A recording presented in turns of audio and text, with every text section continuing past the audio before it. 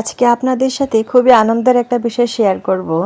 আসসালামু আলাইকুম, ডালিয়া ছবি চ্যানেলে আপনাদের সবাইকে আবারও একবার স্বাগত জানাই। দূরে এবং কাছে যে যেখান থেকে আমার আজকের এই ভিডিওটা দেখছেন, আশা করি সবাই অনেক ভালো আছেন। খুবই সকালে আজকে ভোরে ঘুম থেকে উঠে গেছি। উঠে ছাদে এসে দেখলাম আমার ছোট্ট একটা ড্রাগনের ফুল আসছে। অনেক বছর হয়েছে, প্রায় 2 বছর হয়েছে আমি এই গাছটা লাগাইছি। এর আগে একটা ড্রাগন আইছিল, এখন একটা ড্রাগন আইছে।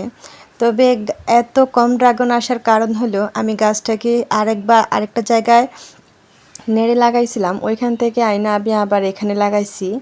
নাড়া পড়ার কারণে সম্ভবত গাছটাতে এতদিন ফল আসে নাই। যাই হোক, এবছর আমার কাছে একটা ফল আসছে আলহামদুলিল্লাহ।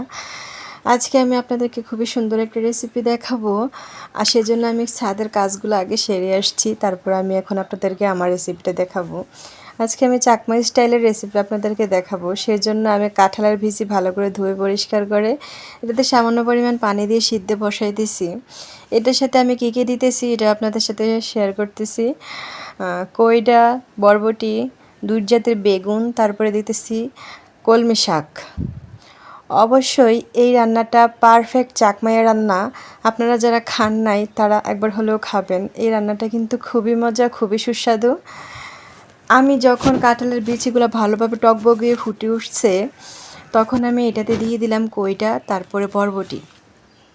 যেহেতু কইটা আর বরবটিটা একটু শক্ত, সিদ্ধ হইতে একটু সময় লাগবে, সেজন্য এটা আগে দিয়ে দিছি। দিয়ে আমি চুলার হিটটা একটু বাড়াই দিছি, যাতে এটা তাড়াতাড়ি করে টকবগিয়ে উতরানি উঠে যায়। এখন এটাতে আমি দিয়ে দিচ্ছি কাঁচামরিচ দিয়েও তারপর আমি এটাতে আবার শুকনো মরিচও দিব, মরিচের গুঁড়াও দিব। দেখেন আমার দানাটা কি সুন্দরভাবে নরম হয়ে গেছে, আর ধরার সাথে সাথে কিন্তু ফেটে যাচ্ছে, গলে যাচ্ছে। এই মুহূর্তে আমি দিয়ে দিচ্ছি এটাতে বেগুন আর কলমি শাক। বেগুন আর কলমি শাক যেহেতু তাড়াতাড়ি সিদ্ধ হয়ে যায়, সেজন্য সেগুলো আমি বিচিগুলো সিদ্ধ হওয়ার পরে দিচ্ছি। আগে দিলে কিন্তু একবার এটা গলে যাইতো, খেতে ভালো লাগতো না।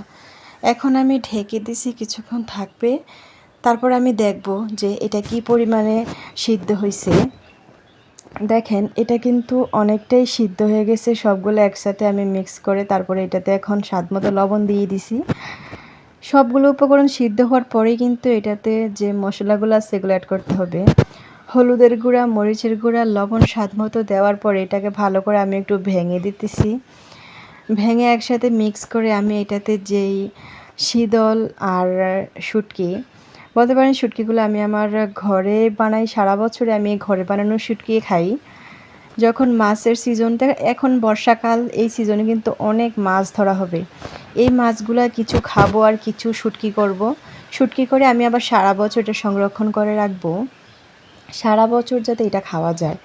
দেখেন তরকারিটা এত লোভনীয় হয়েছে, এত স্বাদ হয়েছে। আমার মতো এইরকম শীতলে তরকারি খেতে কার কার ভালো লাগে অবশ্যই কমেন্টে জানাবেন। ভিডিওটা দেখার জন্য আপনাদের সবাইকে অনেক ধন্যবাদ। আসসালামু আলাইকুম।